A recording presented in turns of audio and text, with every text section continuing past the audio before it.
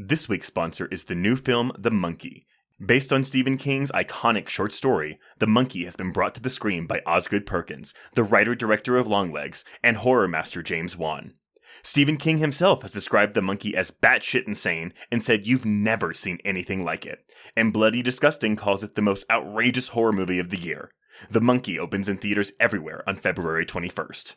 Good night, itchy eyes. Good night, sudden sneeze. Good night to your symptoms of allergies. Xyzal is the allergy medicine you take before bed. It provides powerful relief while you rest your head.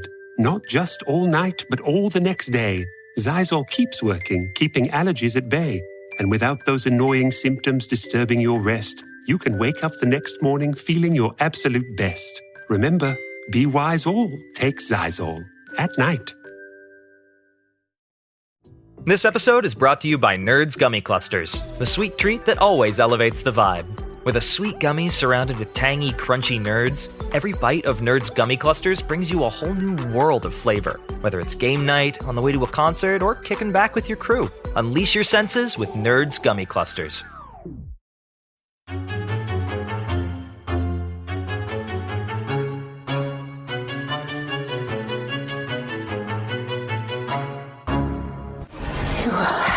To control yourself!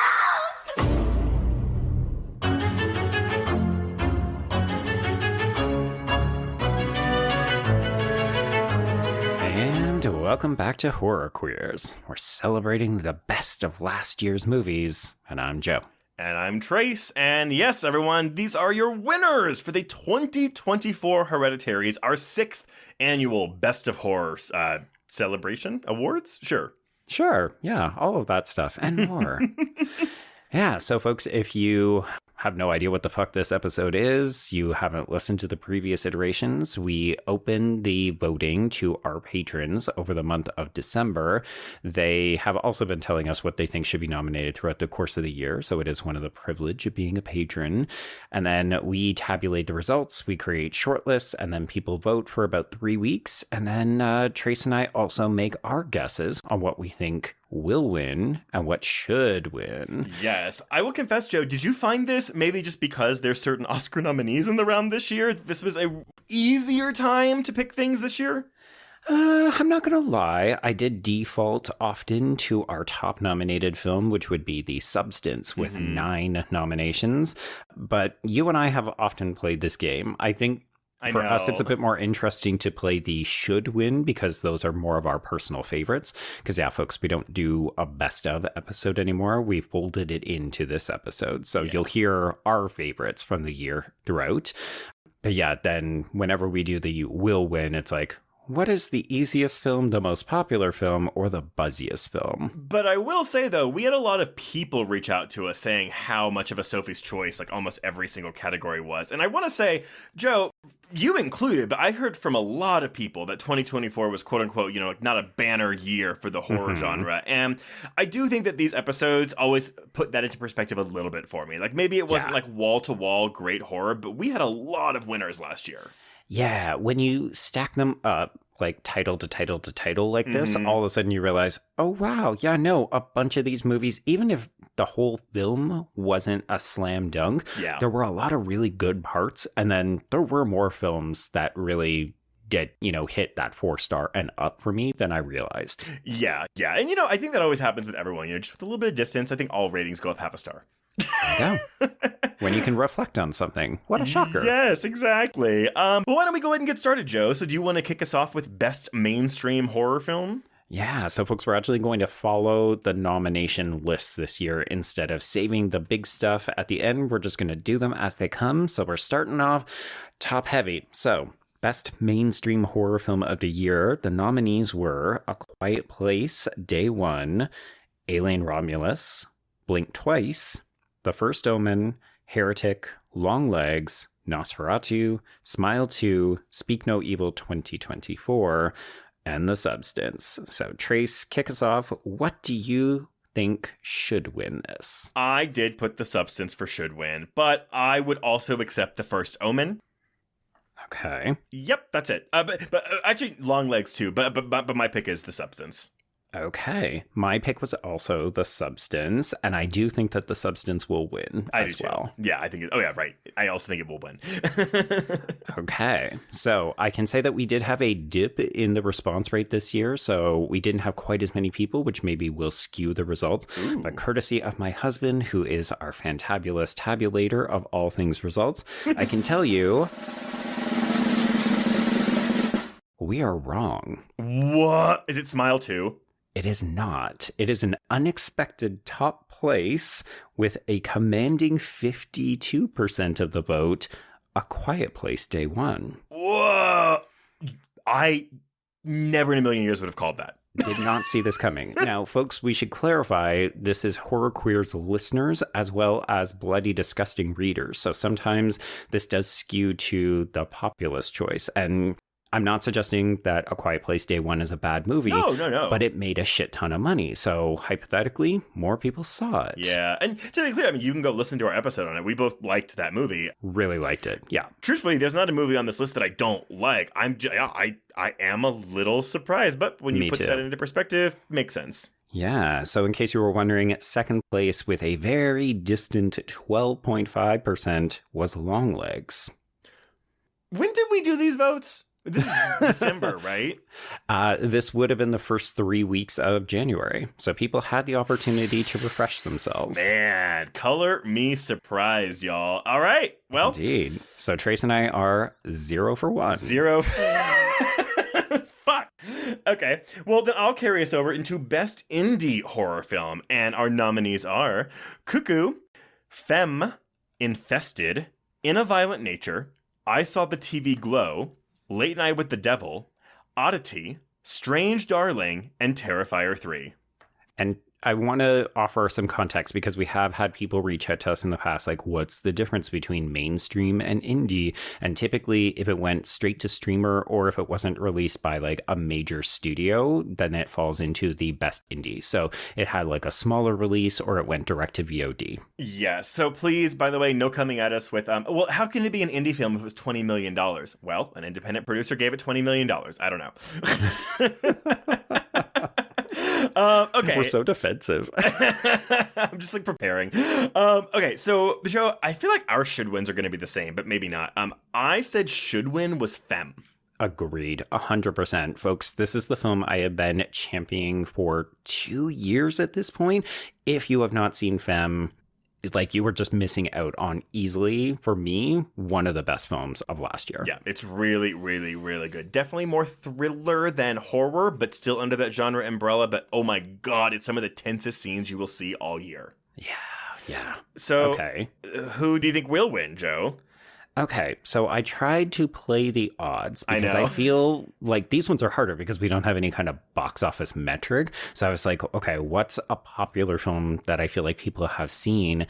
I opted for Cineverse's own Terrifier 3. I did too, and I will say my runner-up for will win is I Saw the TV Glow, but that's really going off of our listener base, not Right. maybe the Bloody Disgusting readers wouldn't have voted for that one. Yeah. I'll confess the only one that I didn't consider was Oddity because that was the film that I hadn't seen from this list. So it was just one of the ones I never quite got around to see. You know what? And Joe, I will say, because we never did an episode on it, but I have watched Oddity twice this year. I think Ooh. Oddity is really good. It's really creepy, and honestly, like, the story is like chef's kiss. Okay. Yeah, I mean, looking over this list, hello, yes, we also helped to put this together. We didn't just rely on listeners, but this was another one where I just thought, oh, wow, there's a fuck ton of really good options. I did a really good one. So, okay, Joe, who won this? Okay, let's see. So, Trace, you will be kicking yourself. Oh my God. Eking out a narrow win is I Saw the TV Glow with 27%. Whoa! Second was the other film that I thought could possibly take it, Late Night with the Devil with 20.9. Interesting. I'm a little surprised, but not fully, to see Terrifier 3 fall, because, I mean, you and I both felt similarly. It was not as good as Terrifier 2.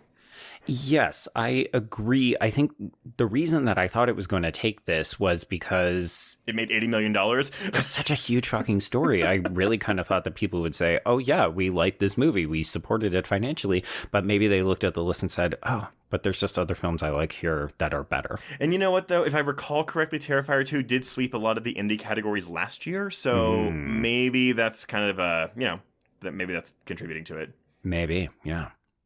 Okay, so our next category is under the radar horror film. So this is a film that could have been big, it could have been small, but it felt like it had its champions, but it never really got to the top of the leaderboard kind of deal. So films that are great, not enough people talked about them. Here we go. Blink Twice, The Coffee Table, Exuma, In a Violent Nature, The King Tide, Milk and Cereal, Oddity, and Red Rooms. And folks, I'm just going to put this out carte blanche. If you looked at this list and you said, I don't know what some of these are, you've got a list of what you should be watching. 100%. The only one on this list that I have not seen, and you're going to hate me, Joe. I know which one. It's The King Tide. It's The King Tide. but just based on what you have told me about it, I'm like, okay, well, it's on my list. I'll get to it eventually. But yeah, and I will confess, I have not seen Milk and Cereal, which was, of course, a huge within the found footage circle. People really gravitated to this when it randomly popped up on, I want to say, YouTube. Yeah, it was YouTube. Luckily, it's only an hour long, so it's an easy watch. There we go. Okay, so Trace, who do you think should win this category? Okay, so I'm doing two because Me too. I'm putting Red Rooms and Ooh. Oddity as my should win this. Oh, wow. Okay, we are diverging. I also had a tie that I could not separate, but I went in a different direction. I went Blink Twice and The Coffee Table. Yeah, interesting. My third runner-up, oh my God, I got third place. No, Exuma would have been on here for me too, because I was just really surprised at how fun of a movie Exuma was. Oh my God, I loved Exuma, and I really want more people to watch it, because that is a movie where you keep thinking you know where it's going to go, and you never get there. And it's like really like it's kind of funny, but it's still scary. But I think the barrier to me was it's almost 2.5 hours long. So it is lengthy, but it flies by. It really does. Yeah. Okay, so you got Blink Twice and Coffee Table. I got Oddity and Red Rooms. Who do you think is? God. I wrote Red Rooms, but now I'm starting to think that not enough people saw it. No, I don't think enough people saw it at all. So I went In a Violent Nature because it was so buzzy when it came out. See, and I was gonna think that, but then honestly, I think 80% of the people I know that saw In a Violent Nature didn't like it. And I did. I challenge all of those people, but I talked to a lot of people that thought it was quote unquote just boring. Yeah, I mean, this is fun, right? Because the whole point of the category is that it's under the radar. So hypothetically, there's a bunch of people who maybe even just skip this entire one because I said, I don't know what these films are. But yeah, I guess I played the odds thinking that there were enough people who saw In a Violent Nature and then liked it because it was reminding them of a Friday the 13th game, or they respected its audacity even if they didn't love the overall film. Yeah. So who won? Okay. So I guess I'll let you take the win, even though you split the tie. Oddity comes out on top with 30.4%. Oh, yeah. Seriously, though, like, it's creepy. I never saw those directors' first film, Caveat. I've heard good things about that one as well. I have too, but man, Oddity, some real good creepy moments in that movie. Okay. Well, I am pleased to say that Blink Twice did come in second at 15.9, followed by In a Violent Nature with 15.4. Okay, so everyone, those are the three obviously most popular and wide released and publicized films of the year. So, as Joe said, you have 6 other movies that you should be going to watch soon. Absolutely. Yeah, and I will hard co-sign on Red Rooms. I recorded a White Ladies in Crisis episode with Jen and Gina on it. Yeah. Fucking love that movie. It's, yeah, that is a look into the dark side of humanity. All right, well, I will carry us in then to something that also probably didn't have a ton of viewers. We are looking at our best non-English horror film. Okay, so nominees. From Spain, we have The Coffee Table. From Germany and Austria, we have The Devil's Bath. From South Korea, we have Exuma. From France, we have Infested. And from Canada, we have Red Rooms. Joe, who should win this? This was a Kill Your Darlings. Yeah. I haven't seen The Devil's Bath, and everyone told me it was really good. But out of the 4 remaining options, I had to go with the movie that, spoiler alert, dared to kill a fucking child. I know. I went with The Coffee Table. You are picking The Coffee Table. I'm picking Red Rooms for should win, but Okay. I am picking... I mean, here's the thing. I also, like, this was a Kill Your Darlings. Like, it was either...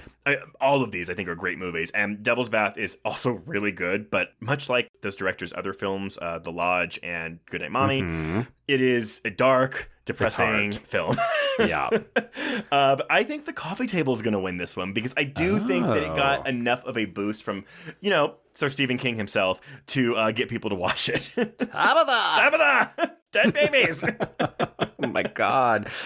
I went to France, so I thought that the caliber of arguably the best spider movie that we have had since Arachnophobia might take the day, and I figured it's Shudder, so maybe people will actually take a chance. I think almost all of these movies ended up on Shudder, except maybe Red Room, but yeah, I'm interested to see. I can tell you that I have won this category. Okay. So Infested took the top spot with 28.3, followed by Exuma with 23%, and then Red Rooms with 20.5. Oh man, more people need to see the coffee. But actually, maybe people don't want to watch The Coffee Table because of the aforementioned dead baby. I think that, and I've heard a lot of people say, well, it's not really a genre film because it's more of a dark comedy, which I don't entirely dispute. But I think if you're a horror fan, this one will push all the right buttons. I also, I showed that to my husband, who was very much not on that movie's wavelength because he, up until the ending, like the last 20 minutes kind of sold him on it, but he was really upset most of that movie, which I thought was surprising because he doesn't get upset about a lot of things like that. I mean, it is a very upsetting film, but I would argue so purposefully and so well crafted. I couldn't fault it. Yeah, same. Okay, moving on. Let's talk about some horror TV, Trace. Okay, so best horror TV show, our nominees are Chucky Season 3, Part 2 on Sci-Fi, The Creep Tapes Season 1 on Shudder, Fallout Season 1 on Amazon, From Season 3 on MGM+, Interview with the Vampire Season 2 on AMC, Them the Scare on Amazon, Teacup on Peacock, and Squid Game Season 2 on Netflix. I have seen all but 3 of these, so I have not seen From Season 3, or any of From for that matter, but don't worry, it's on the list. I know. I've got that and Severance that I really need to dive into. Okay. I have not seen Them the Scare, and I have not seen Teacup, although, spoiler alert, everyone, that got canceled, so... It did, yeah, and it's a tough one because I was enjoying it, but it also felt like they were already starting to stretch it. So when it got canceled, I thought, okay, maybe for the best. Well, Joe, my should win, will win is as both of them. It's Interview with the Vampire. Oh, okay. Going strong. I think that that's a smart choice because it was buzzy, it was well received, and arguably as good as Season 1. Yeah. So that makes it sound like, though, that's not your pick for at least one of them, so... It's a tie. So I said should win is Interview Season 2 as well as From Season 3 because that show just continues to fire on all cylinders. I've heard no one speak ill of From, and I'm really excited to start watching it soon. I will say, I did get a chance to watch Them the Scare. I know that basically every person from the Black community who watches horror hated the first season. The second season, I did think was an improvement because it leaned away from black torture porn. Yeah. But still, I understand completely if people said, nope, I don't need to give you a second chance. Yeah. Okay, so you said Interview will win as well. Yes, correct. Okay, I think Squid Game might pull this out because it is such an international favorite. The only risk with this is that it had only just come out. Yeah, when the voting opened. but the name brand is so recognizable that maybe people voted for it anyway. Yeah. Okay. We are both wrong. So, fan favorite and also canceled, Chucky Season 3 takes it. 26.9. Would not have been my pick, but honestly, good way to send that show out. There we go, yeah. Second place is Interview with the Vampire for 21.1%, and then The Creep Tapes comes in at 17.9. Damn, what the fuck happened to Squid Game? I think you're right. Maybe no one had seen it yet. Probably that. And as we talked about in our Squid Game episode, it feels like people don't think that this is as strong as season 1. Yeah, well, they're wrong. Now we're moving into Best Queer Horror Film, and we'll see how many people have seen all of these movies. So yeah, this is notoriously the lowest voted on category, folks, which tells me, despite the fact that we're a queer horror podcast, represent. We need more people to be checking these films out. I'm really happy. I have seen all but one of these movies. Hey-oh, okay. So, yes, our nominees are Carnage for Christmas, Cuckoo, Femme, Ganymede, I Saw the TV Glow, Love Lies Bleeding, The People's Joker, Slay, The Vordelak, You Are Not Me. Okay, and I should add that this is the category that I made a huge omission on.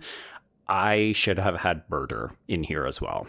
Oh, yeah. But you know what, though? I can almost guarantee you that it would not have won because I don't think people watched it. No, which is really sad, folks. We did a micro queers on it. Definitely worth your time. Yeah, very, very good. Go watch Murder. But for this one, I mean, I said Femme should win. Mm-hmm. And I swear I didn't change this. I did say that I Saw the TV Glow will win. I also had the exact same pairing. Okay. Cool. So just take us home. Who won? Okay, we are correct. It is I Saw the TV Glow with an overwhelming, commanding 42%. Wow. Followed by Love Lies Bleeding with 20.6, followed by Cuckoo with 17.4. Yeah, which that does make a lot of sense. But again, I'll go to bat for pretty much all of these movies, but especially The People's Joker and Slay Everybody. Both very different movies, but both very good movies. Very fun movies, right? Yes. Some of these other films, they're a bit heavier, they're a bit more, I don't want to say artsy like it's a bad thing, but they're going for the mood and the vibe. And People's Joker and Slay are just like, I want to have a really good fucking time. Yeah, absolutely. Yeah. Okay, so we're up to Best Score. So this is the second year that we have done this category, which means that it is entirely put together by Trace because I don't hear any of these. That's so fine. All right. In contention, we have Benjamin Wallafish's score for Alien Romulus. We have Tae Song Kim for Eczema. We have Mark Corvin for The First Omen. Alex G for I Saw the TV Glow. Robin Carolyn for Nosferatu. Cristobal Tapia Devere for Smile 2, and Rafferty for The Substance. Okay, Joe. So with all these things that you didn't hear, what is your should win and will win? All right. In my defense, I spent 15 minutes on YouTube today listening to all of these options. I'm curious because, yeah, like I don't have an ear for this. I'm curious to hear what you think of my pick. I think the should win is Robin Carolyn for Nosferatu. That score is a banger. It's interesting. So I actually went with the one that made me remember we had a best score category this time. And that was actually Tae Song Kim's Eczema. I thought the score for that was, that's really what got me onto that movie was I was like, oh, this score is fun. Like, let's go. Nice. Okay. And do you think it will win? No. So this is interesting. What I wrote down, and this will be my answer, but I think will win is Cristobal Tapia Devere's score for Smile 2. However, I think it might be Alex G's I Saw the TV Glow, but because I know people really like the music in it, but that to me is soundtrack, not score. So I'm interested to see how this shakes out. But who is your will win? Okay, so I'm going to add to you because when I listen to I Saw the TV Glow, the pieces from the Pink Opaque are in there, and I think that that's really evocative of Buffy, as so much of I Saw the TV Glow is. So I could see that capturing people, but I think you're right. I think people are also going to gravitate to the soundtrack, so that could be a surprise winner. I went with the one that if people watch the trailer to The Substance, you will hear that pulse pounding, and it's so memorable. I went with Rafferty. Okay, well, open the envelope, Joe. The imaginary envelope. I take this one. It is Rafferty for The Substance with 33.4% of the vote, but you got the second. So Alex G, I Saw the TV Glow, comes in at 21.7, followed by Robin Carolyn for Nosferatu, 17.8. God fucking damn. The fact that you take home the score prize is so stupid. I will say, though, I agree that I think Smile 2 has a really great score. It's upsetting. Like, listening to it, I was just like, oh, this is good, but I don't like it. My God, are we going to have to add a soundtrack option? Because that's the other thing, because Smile 2 had a fucking EP for Sky Riley, like 6 songs on that shit. Oh my God, we should have done the 2 nominee vote of fictitious pop stars. Oh my God, yes, get Trap in there. Oh my Trap God. versus Smile 2. Who would you have voted for? I would have voted for Smile 2. Interesting. Yeah, you know what? I think I would have too. I like them both, but like, that Smile 2 EP is good. I listened to it all day after I watched that movie. All day. Yeah. Okay, everyone. So we are now moving into the technical stuff. So we are looking at Best Director, but we are looking at Best Director who had their first feature. So yeah, and this is like a really good list. Yes, very much so. So I'm just going to go down. We have Sam H. Freeman and Ing Chun Ping for Femme, Greg Jardine for It's What's Inside, Anna Kendrick for Woman of the Hour, Zoe Kravitz for Blink Twice, Chris Nash for In a Violent Nature, Arkasha Stevenson for The First Omen, and Sebastian Vanacek for Infested. I also have a should win, will win for this, Joe, but now I'm really questioning my will win. I know, right? I think Arkasha Stevenson should and will win this for The First Omen. Ooh, spicy. I walked out. I mean, you and I both really like The First Omen, but I walked out of that saying, give Arkasha Stevenson all the horror movies to direct. Please do it. Let go. And if y'all have not seen her season of Channel Zero, that is season 3, Butcher's Block. It's really good. Mm-hmm. So just from directing, I think Stevenson should and will win take this. Yeah, these are always interesting, right? Because I feel like sometimes people mistake it for, oh, I like this film and I want to recognize it, as opposed to, no, folks, this is like direction. We're talking about the look of the movie. So interestingly enough, my will win is Stevenson for The First Omen. Okay, so we have the same answer on that then. Yes, but my should win, and I agonized over this because I did go back and forth between Arkasha and Zoe Kravitz, because Blink Twice was such an assured directorial debut. And honestly, like, I wanted to give it to Femme. I think Anna Kendrick did a really good job with Woman. Like, honestly, these are all such good first features. But yeah, I had to go with the 2 ladies who fucking killed it in their first goes out. Yeah, I will agree with that. I think I still liked Blink Twice a lot, but I think generally I was softer on it than you. But I agree. Zoe Kravitz, like, oh my God, confident and assured. Like, give her more films. Yeah. Okay, so we are correct. It is Arkasha Stevenson for The First Omen, 42.7% of the vote. And interestingly enough, second goes to Chris Nash for In a Violent Nature, 13.7, followed by Kravitz for Blink Twice, 12.4. Okay. You know what? Thank you. Stevenson, get something. Yes. There we go. Now, The First Omen, I really feel like people slept on it because they thought, oh, it's just a prequel to The Omen. Who really cares?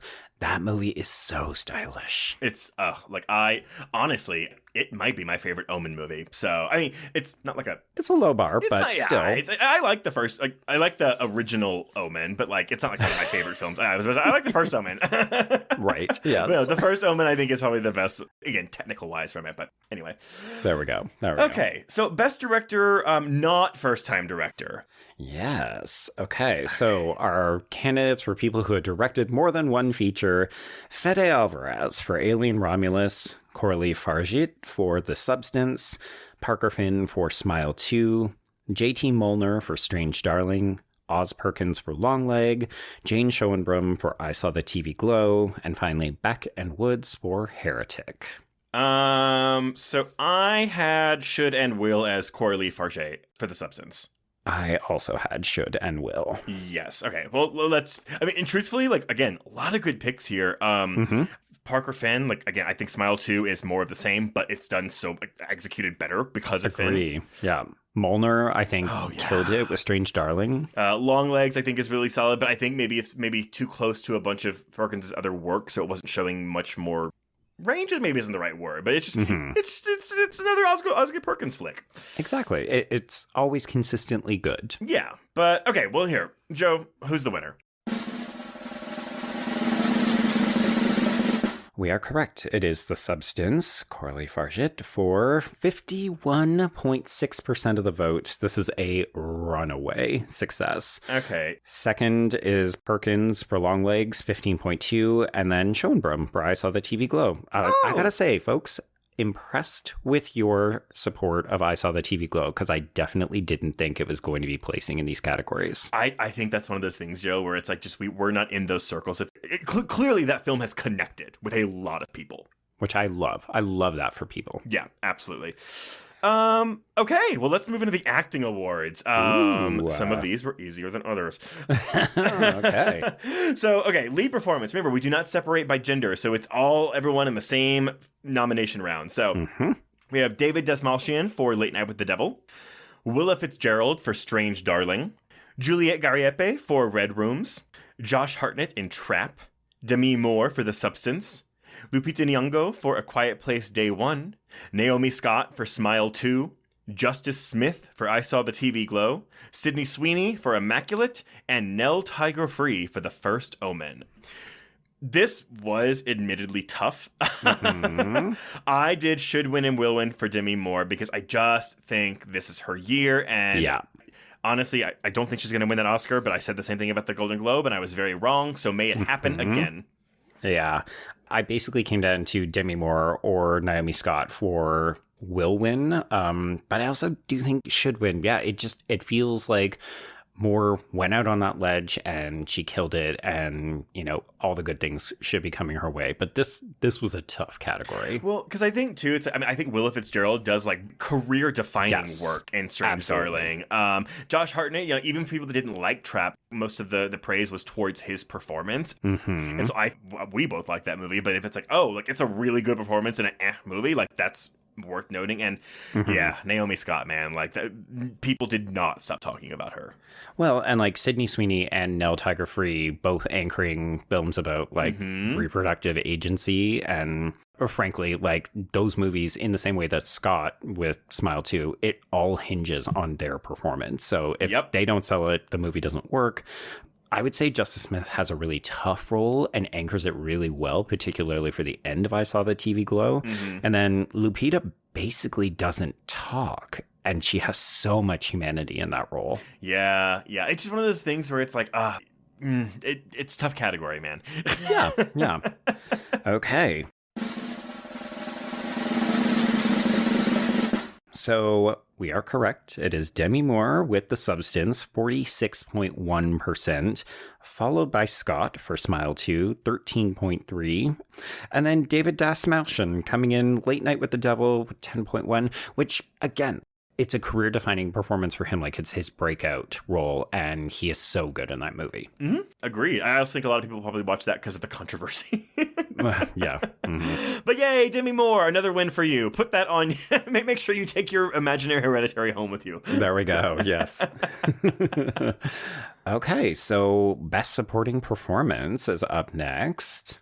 Okay, so we have Nicolas Cage in Longlegs, we have Hugh Grant in Heretic, David Johnson in Alien Romulus, Margaret Qualley in The Substance, Bridget Lundy-Paine in I Saw the TV Glow, James McAvoy in Speak No Evil, Catherine Newton in Abigail, Dan Stevens in Cuckoo, Diane Wiest in Apartment 7A, and Alicia Witt in Longlegs. And I'm so curious about this one because I feel like I know what you want to put for should win.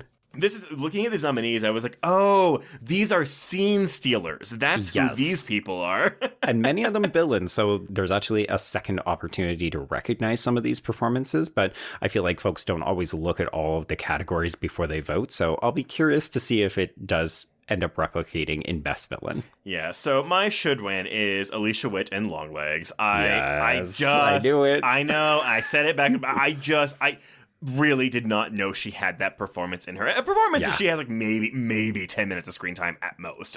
But it's one of those ones where it's an unforgettable 10 minutes. She fucking blows you away. Yes, 100%. To the point where I'm like, please put her in more horror films. Oh, yeah. So, Joe, who is your should win for this? Okay, so I went for an out-of-the-box pick. I don't think that Bridget Lundy-Paine is going to win for I Saw the TV Glow, but their performance rocked me. Like, I think the emotional core is definitely the transition moments that they reappear and affect Justice Smith's character. I just really was enamored by their performance, so I would love to see them win. I don't think that they will, unfortunately. I think that this is going to go populous, so I picked Nicolas Cage for Longlegs. Interesting. So I picked Margaret Qualley for The Substance. However, I think Bridget Lundy-Paine may get this. Oh, interesting. Okay, let's take a look. You are correct. It is Margaret Qualley. So The Substance is steamrolling the competition in several categories. Except best mainstream horror film, where it's beaten by A Quiet Place Day One. Bizarre, but you know what? People spread the love. So, yes, Qualley takes it with 20.9. Very quickly followed, though, by Cage for Longlegs, 19.2. Followed by very quickly Hugh Grant for Heretic, 18.2. Fuck y'all, So this man. was a tight, like, a couple of votes probably decided the winner. Yeah, I'm just saying, y'all. Alicia Witt should have won. Whatever. You know what? I think people they overlook her because she had so little screen time. She had that wig. That's what it was. The wig was the defining trait. I cannot forget that wig. We'll never forget. We'll never forgive. This week's sponsor is the new film, The Monkey. Based on Stephen King's iconic short story, The Monkey has been brought to the screen by Osgood Perkins, the writer-director of Longlegs, and horror master James Wan. Stephen King himself has described The Monkey as batshit insane and said you've never seen anything like it. And Bloody Disgusting calls it the most outrageous horror movie of the year. The Monkey opens in theaters everywhere on February 21st. Sergeant and Mr. Smith, you're gonna love this house. Bunk beds in a closet? There's no field manual for finding the right home. But when you do, USAA Homeowners Insurance can help protect it the right way. Restrictions apply. This episode is brought to you by Abercrombie. There's nothing better than the perfect jean and going out top combo, or an outfit that perfectly matches your plans. Abercrombie's relaxed jean goes with every occasion. Date nights with something lace, or daytime with a cozy sweater. And their barrel jean will surprise you. It's the trend that will become a staple in your wardrobe. Abercrombie denim comes in tons of rises, fits, and washes. Find your perfect pair online or in store. Okay, let's talk about breakout performance. So this is somebody who wasn't really on our radar until this year, and then they had one magnificent film. So we're going to kick it off with Naomi Ackie for Blink Twice. We have Curry Barker for Milk and Cereal, Juliette Garipé for Red Rooms, Katie O'Brien for Love Lies Bleeding, David Johnson for Alien Romulus, Lisa Soberano for Lisa Frankenstein, Ingrid Torelli for Late Night with the Devil, and Alicia Weir for Abigail. All right, Joe, who's your should win for this? Because this also is like the Scene Stealers list. Right? Yeah. Yeah. It just so happens to be their first year kind of deal. I went with Ackie. Like, I'm not going to lie. Blink Twice is one of the films that I go back to in my mind a lot. It really did the trick for me. And I think that Ackie was such, like, just out of nowhere, anchoring that film, giving me everything I absolutely fucking needed. Yeah, I put Curry Barker from Milk and Cereal for my should win, because it's just one of those things where it's like this hour-long found footage movie on YouTube, and like this guy is, he's also kind of a jack of all trades. Like, he's not just the actor in the movie.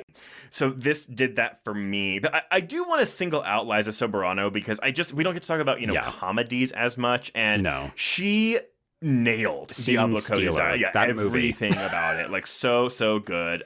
Yeah. But my will win, I'm thinking this isn't going to be what wins, but my pick for will win is Katie O'Brien for Love Lies Bleeding. And I actually, if she does win, I think she deserves it, because I do think she is fantastic in that movie. Absolutely. Yeah, no, I fully agree. Wasn't my pick because I felt like, despite all the controversy around Alien Romulus, everybody agreed on one point, and it was David Johnson is a revelation as Andy the android in that, and I can only see great things going ahead for this actor. All right, so Joe, pull it out. Oh my God, wait. How dare you? Okay, we're just going to disregard that. Yeah, go on. So it is O'Brien for Love Lies Oh, yeah! Bleeding. 27.2%, followed by Johnson for Alien Romulus with 19.9. Oh my god. And a little over halfway through, I get ahead of you by 1 point. Ooh, shit. I know. And now that I said that, though, I'm going to lose. Well, maybe. This is your year to win, because I won last year. Okay. I think you've won the past 2 years. Okay, so next up, we have Best Ensemble. And our categories are Abigail, Beetlejuice, Blink Twice, Exuma, It's What's Inside, and Slay. And Joe, I'm going to say I think Slay should win this one. Okay, that is a great pick because looking at all of these, I liked all of them except for the one that I think will win, which was like fine but obvious. So that would be Beetlejuice. Okay. Not that they're bad. It's just it's a returning cast, and then there's a couple of new fun additions. So my thing was, I also think Beetlejuice will win. My issue was, to me, an ensemble needs to be around each other a lot, and I feel like we split everyone up in Beetlejuice, so we didn't get to see them interact a lot with each other. Okay, that's fair. So my pick for should win, by the way, was Abigail, because I felt like that was the movie that had the most cohesive cast. And it just felt like you were seeing how much fun they were having making that movie in the finished product. And you know what? I would actually say the same with Slay. So I was going to say, I think I went with Slay over Abigail because I almost picked Abigail for should win too. But I think because for Slay, I think that the ensemble actually elevated the material. You know what? That's fair. Yeah. But anyway, so what won? Okay. So it is my pick. It is Abigail. Oh! No, that is not my pick. We both picked Beetlejuice. What am I talking about? Oh, right. We had should wins. Okay, so we thought people were going to go for the obvious one, and we were proven wrong. Yeah, so Abigail takes it with 36.8, but Beetlejuice does come in second, 23.7. Okay, well, you know what? Good win for Abigail since it underperformed at the box office. There we go. Yeah. Okay, so folks, the next category is the only new one that we added this year, and it's because we kept noticing that there were these cinematic partnerships popping up, and we thought, you know what? Let's recognize two actors who play really well off one another. So our new category of Best Duo begins with Lupita Nyong'o and Joseph Quinn for A Quiet Place Day One, with George McKay and Nathan Stewart Jarrett for Femme, Willa Fitzgerald and Kyle Gallner for Strange Darling, Margaret Qualley and Demi Moore for The Substance, and finally David Howard Thornton and Samantha Scafidi for Terrifier 3. Oh boy. Who's your should win for this? Take a guess.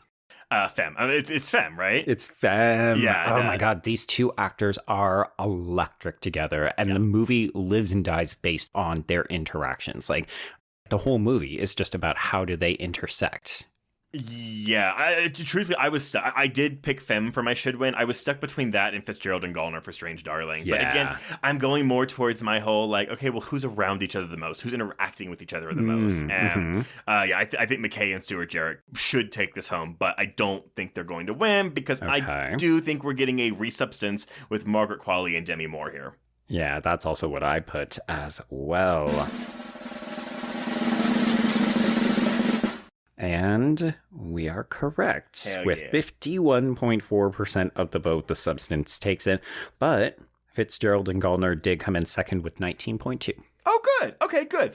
Honestly, I'm just really happy to see Kyle Gallner get more recognition because he's been in this business for so fucking long. Oh my God. And we need to elevate him to leading man role all the time. Mm-hmm. For sure.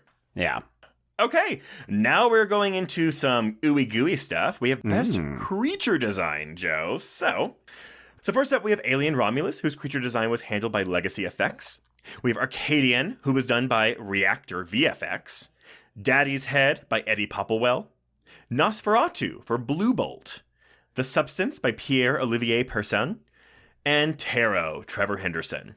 Yeah, it was a tough one to include Tarot on there because if you can actually see the creature effects, they look great. The problem is just that you can't see them in the movie. But every single bad review, which was about 99% of them, they all singled out the creature design. Yeah, it's true. So, but again, I'm saying we're going to get a resubstance. I got should win and will win The Substance. I mean, those makeup effects are amazing. Yeah, they are kind of undeniable. I said the exact same thing. We are correct. This is the strongest win for The Substance yet. So Pierre-Olivier Persin takes it with 60.1% of the vote, followed by Alien Romulus Legacy Effects, 20.7. Oh, man. Yeah, Alien Romulus was my second pick as well. Okay. Yeah, I'll confess I didn't see Arcadian or Daddy's Head, but we had patrons who said, oh, if people actually check this out, they would see the effects are pretty good. Yeah, I think Daddy's Head has some solid effects. I think overall the movie itself is good, not great. Right. But I didn't see Arcadian either. But I also heard, Arcadian was like really like a solid creature feature. Mm-hmm. Yeah. Okay, Joe. Okay, so speaking of Arcadian, it is on the list in part for our MVP of 2024. So this was a theme or a performer who had a really great year or is just popping up a lot. So Nicolas Cage is representing for Arcadian as well as Longlegs. We also had a recurring theme of dead babies appearing in Immaculate, The Coffee Table, and The Devil's Bath. Catherine Newton had a pretty great year for Abigail and Lisa Frankenstein. Fortunately, both movies underperformed, but she was great in both of them. Yeah, she was. I mean... Sorry, I'm like, pause because fucking sad face. Reproductive Autonomy, The First Omen, Immaculate, Cuckoo, and Apartment 7A representing the year after the fall of Roe v. Wade. Mm-hmm.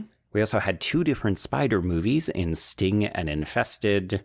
Dan Stevens was the final actor who had a good year with Abigail, Cuckoo, and Godzilla X Kong, The New Empire. And then finally, yes, vampires are apparently back because we have Abigail and Nosferatu. Oh my God, I'm just waiting for MVP of 2025 when it's slasher films. All right, so I said should win is Reproductive Autonomy because Me too. That is a direct reaction to Roe v. Wade. It was a fucking bullseye, and every movie that tackled it, with the exception of Apartment 7A, I would say hit it in the bullseye. Very much so. And on that note, it'll be really interesting to see what kinds of horror films we're getting in the next 4 years. Oh my God, yeah. I think will win, though, just by the virtue of the name alone, is going to be Dead Babies. Oh, okay. Fun times. Who was your one? I think will win is Dan Stevens because every time he popped up, he was just giving these dynamic, very electric performances. Like, even if you didn't always love the movie, he was doing the most in all of them. That is true. And I have not seen Godzilla X Kong. Probably never will. Who knows? But he's the best part of it. I'll trust you, Yeah. Okay, so we were both wrong. We should have gone with our should win because people agreed. Reproductive Autonomy comes in with 40.6% of the votes, followed by Dan Stevens, 17.3. Oh, motherfucker. Well, good. I am clapping silently for all of you. There we go. Well, clapping silently for the terrible world we all live in, but we all recognize the world that we live in. I'm clapping the fact that you recognized that was a thing. There we go. Okay, so we're moving into inherent spoiler territory. I mean, yes, we've already spoiled The Coffee Table, but that movie's technically been out for like well over a year. Yeah, so it's fine. But we're going into Best Villain, which means, everyone, that if it's a secret villain, spoiler, spoiler, spoiler. But here you go. Indeed. Okay, so first up, we have Mr. Reed, who is played by Hugh Grant in Heretic. We have Longlegs, played by Nicolas Cage in Longlegs. We have Milk, Curry Barker in Milk and Cereal. Nosferatu, played by Bill Skarsgård in Nosferatu. We have Patty, played by James McAvoy in the Speak No Evil remake. The Electric Lady, played by Willa Fitzgerald in Strange Darling. Art the Clown, David Howard Thornton in Terrifier 3. And The Butcher, played by Josh Hartnett in Trap. This was tough. This is tough because there were some good fucking villains this year. I know. So who's your should win, Joe?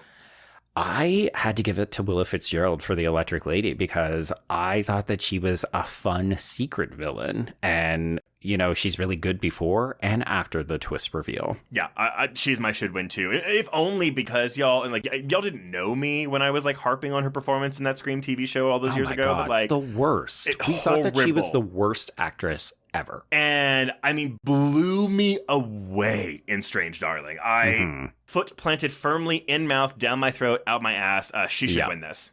Yeah. But do you think she will?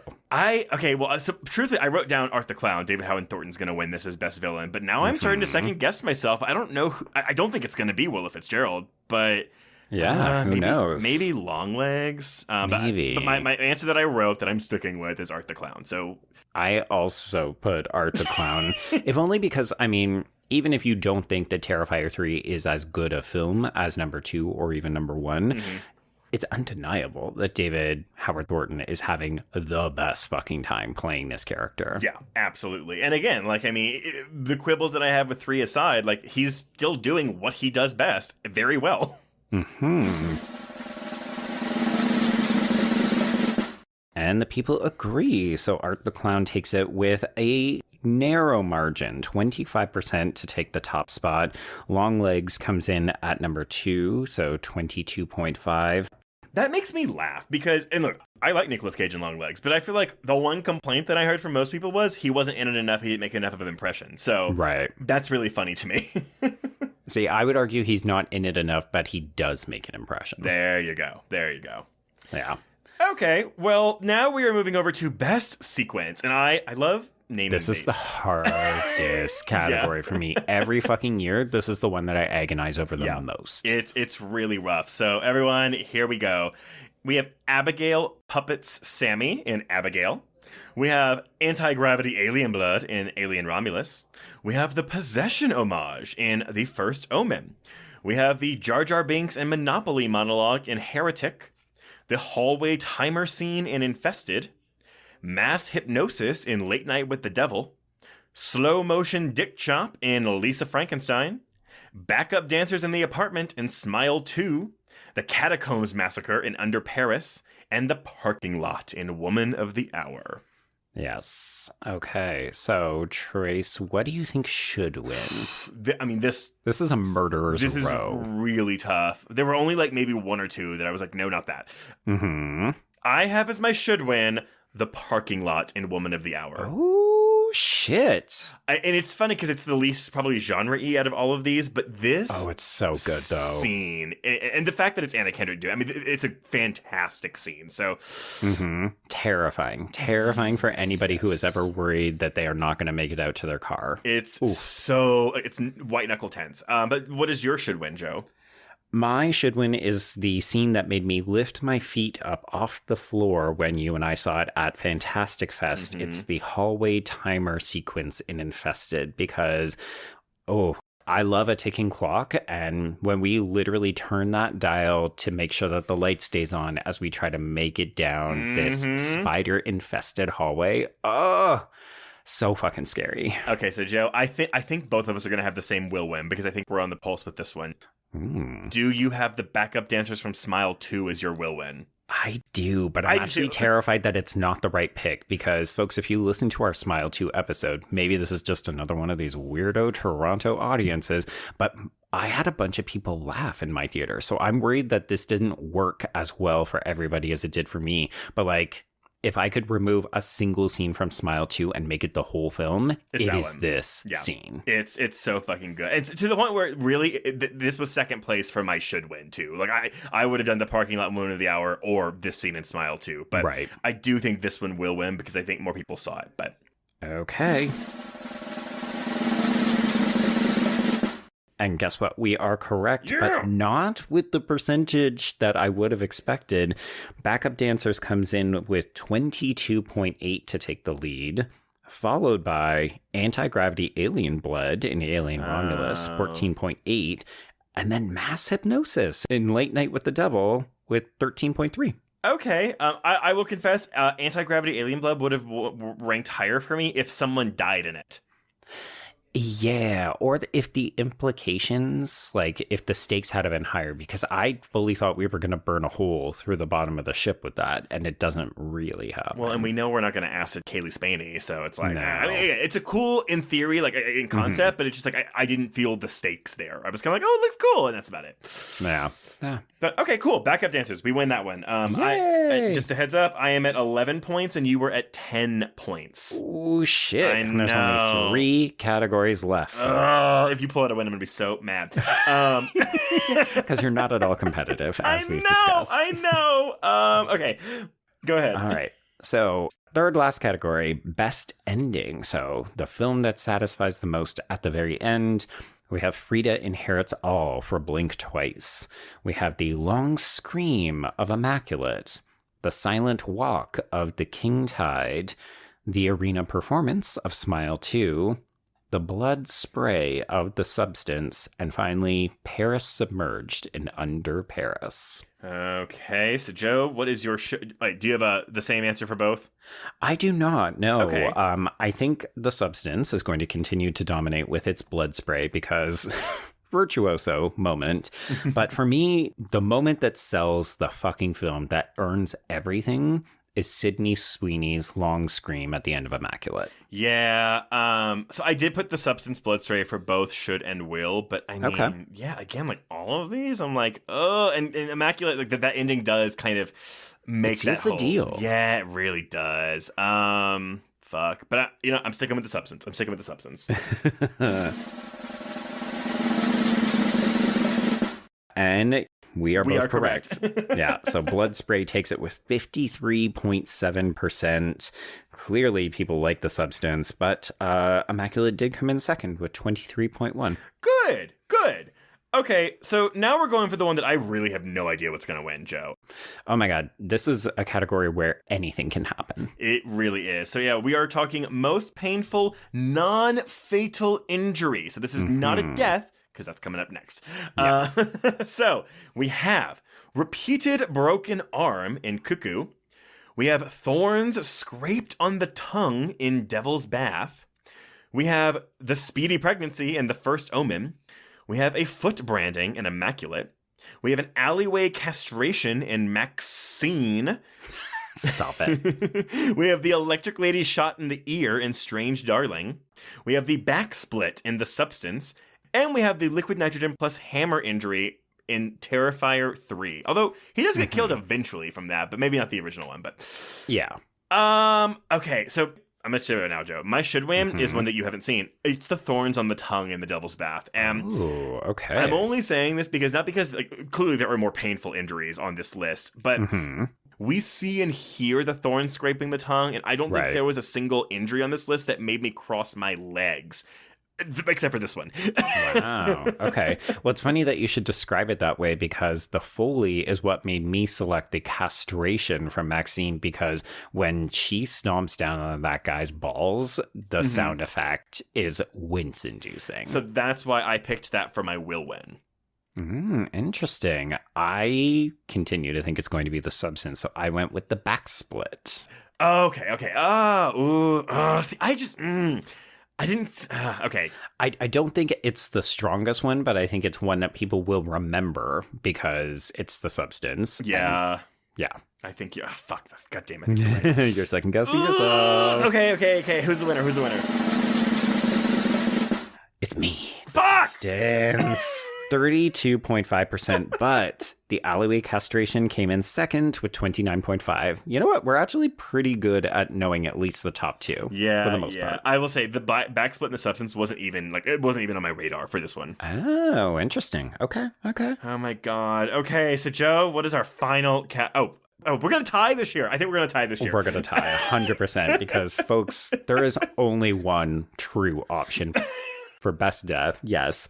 But we will read out the list. So there's Pinned by Car in The First Omen. There is the Yoga Pretzel in A Violent Nature. The Post-Coitus Disembowelment in Killer Body Count. Jackie Tables JJ in Love Lies Bleeding. The Kevin Bacon Car Crush in Maxine. Burnt by Daylight in Nosferatu. A Weight Plate to the Face in Smile 2. or the chainsaw rim job from Terrifier 3. And shout out to the patron who suggested naming that particular fatality. I love that. Yoga pretzel for should and will, right? It's yoga pretzel all the way. Like, the minute you see that, I have never seen that death on screen, probably will never see anything close to that. Even if you don't like the movie, you have to respect that murder. I saw someone say, well, it just goes on for so long, it becomes comical. And I was like, yes, that's the point. That's why it works, because it's horrifying, it's graphic, it's comedic. And then we just push this poor woman down a fucking, like, stony cliff. I mean, we pull her head through her torso. Like, whatever. It's everything. It's everything. Come on, Joe. This doesn't win 100%.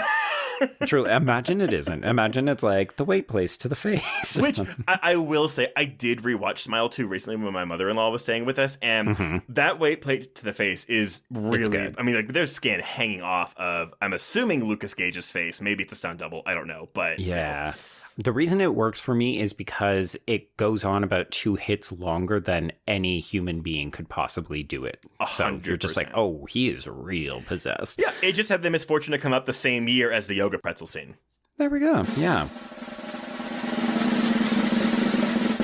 Which, of course, does win, but only with 43.9%. I'm surprised. I thought this was going to be like a 70% win. The second place was Terrifier 3, The Rim Job, so 17.8. Yeah, that's fair. Well, Joe, you'll be happy to know we have tied this year.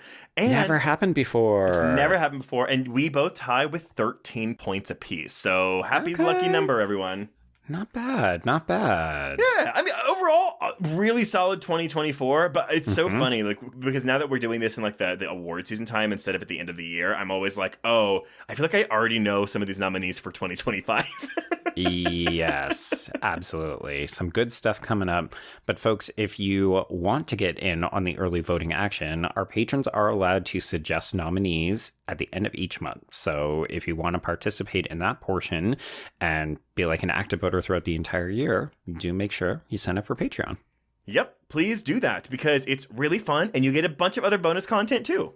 Yeah, exactly. Yeah. But we hope you've enjoyed our rundown of the best of 2024. So please let us know what were the surprises. Were there any snubs this year? And again, if you thought there were, go sign up for that Patreon. But until next time, everyone, we can cross out the Hereditaries 2024 edition. Indeed, and cross out horror queers.